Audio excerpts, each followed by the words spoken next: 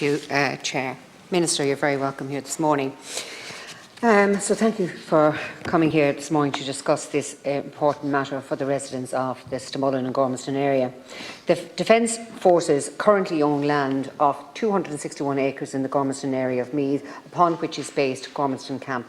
The camp itself and the disused aerodrome occupy a certain portion of this land, and much of the remaining land is leased for agricultural use.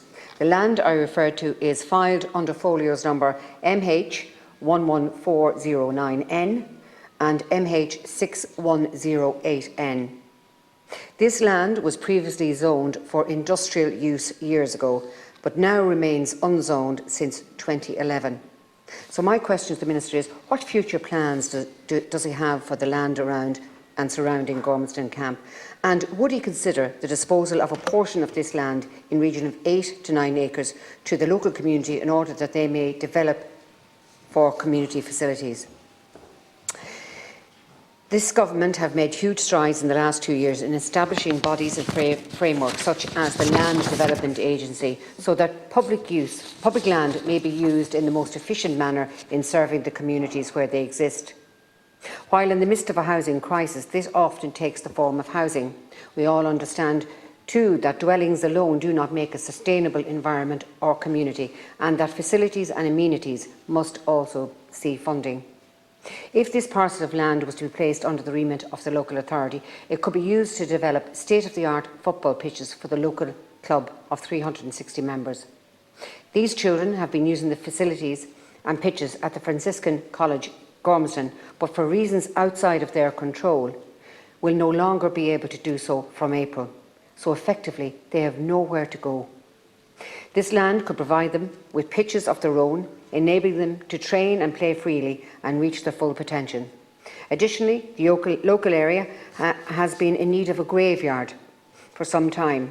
A portion of this land could also be set aside for this purpose, providing an essential service to the community. Other plans for the area could incorporate child and family-friendly amenities such as playgrounds, obstacle courses, fitness areas, all of the community facilities which we know improve quality of life and mental health in our towns.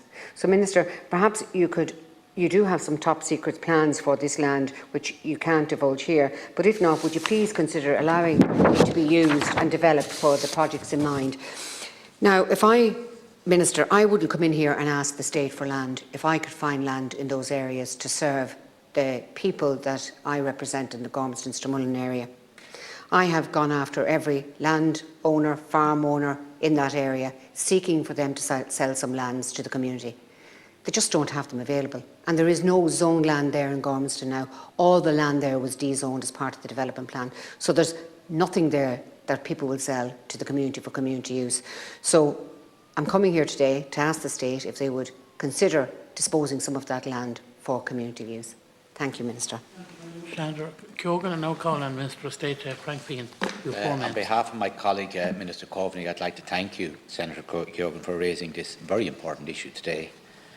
And unfortunately, I wish to advise the House that there are currently no plans to dispose of any lands held by the Defence Forces in the Stamullen and Gormanston areas to local authorities for community use. Both the Minister and I fully appreciate the importance of local community groups and outstanding work they do across the country. Indeed, the Defence Forces have a very, very proud tradition of working with such groups and, where possible, possibly facilitating them. I understand there has been previous requests from a local community to access these lands, and that officials in the department set out the position regarding the difficulties with accessing Operation military areas. The use of this military facility is growing recently for training purposes, and this level of usage can be expected to continue in the coming years. I understand that this request was considered at the most senior levels within the Defence Forces and the Department, but regrettably for the above-mentioned reasons it was not possible to facilitate the requested access. While the Defence Forces across the country engage with numerous community organisations and make the premises and facilities available to local groups, when possible, military land holdings should not be viewed as a resource to be handed over for civilian use whenever requested.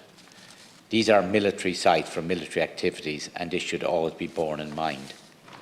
Apart from any future requirements, it is vitally important that the Defence Forces have access to land and facilities at present where they can train and engage in manoeuvres in order to ensure operational readiness and their ability to carry out tasks assigned to them by government. Again, I thank Senator Keogan for raising the specific issue of lands in the Stamullen and Gormanston area today, and on behalf of Minister Coveney, I wish to assure the House that Defence Forces will continue the positive community engagements that happen all over the country on a regular basis. However, Senator Keogan, you have raised a very, very important issue in your area regarding the football pitches and the fact that the lands at the Franciscan College now aren't available to them for some reason, but also the fact that there's child and family-friendly situations that can be, and also the provision of a graveyard. You've made a very compelling argument, and I've no problems if you wish to write in with those views. I will bring them to the attention of the Minister. You said there was 270 acres, and you were looking for effectively 5 or 6 261. acres. 261. 261. So I will bring that back to the Minister again. Yeah. As I said, obviously this has been discussed at the highest level in the Defence Forces, and unfortunately I don't have good news for you, but I think maybe with the issues that you have raised, the fact that there is no land, you've looked at all the various landholders and there's no land in the development plan, maybe we could ask them to look at this again. But thank you. Thank you, Minister. Now, I am disappointed by the answer, to tell you the truth. Yes, you have 261 acres. 5 to 6 acres wouldn't make any difference. The only land in use there at this moment in time for military training is about 50 acres. That's what you're using currently. So taking 5 acres or 6 acres off you, it wouldn't make very much of a difference, but it would make a massive difference to the community.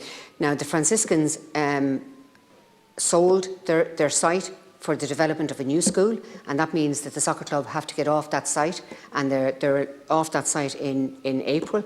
They're paying $20,000 a year to actually use that facility at this moment in time. You know, so they have the capacity to even buy land, but there's nothing going up for sale there. The state have the only land that I possibly could go after, and I'd like to maybe meet somebody in the department there that might be able to look at what portion of land, if there is a portion of land there that they might be able to offset to the community. I'm quite happy to sit down with them and maybe with the County Council Local Authority to see if there's a possibility and to explore that. But if not, that's fine. But if you could sit down maybe and explore it, there could be a portion there that might be able to be of use to the community. Thank you.